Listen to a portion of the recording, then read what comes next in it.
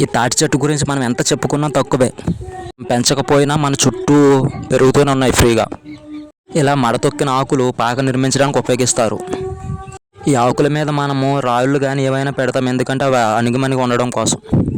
ఒకవేళ వర్షం పడి నీరు చేరినా సరే ఆ ఆకులు పాడవకుండా ఉండడం కోసం.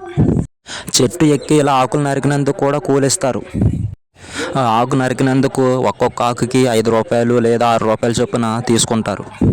మొత్తంగా ఒక 100 ఆకు నరికితే దానికి 500 లేదా 600 రూపాయలు పే చేస్తారు.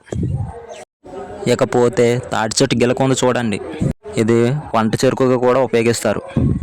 ఇక్కడ కనిపించే మట్టలు కూడా చాలా ఉపయోగపడతాయి, ఇవి తాళ్ళ కింద వాడతారు. ఇక్కడ మా పాక దగ్గర టెంకల పాత్ర కూడా వేసాం చూడండి, ఇవంతా తాటి చెట్టు నుంచి ఫ్రీగా వచ్చినవే. ఇలా మొలకెత్తిన టెంకలను కత్తితో కొట్టుకొని తింటే దాంట్లో గుజ్జు ఉంటుంది, అది చాలా టేస్టీగా స్వీట్గా కూడా ఉంటుంది. పొలంలో రాలి పడిన టెంకలన్నీ బయట గట్టు మీద వేసేస్తున్నాం. పైగా ఆ చెట్టుని చూడండి, పక్షి గూళ్ళు కూడా ఉన్నాయి.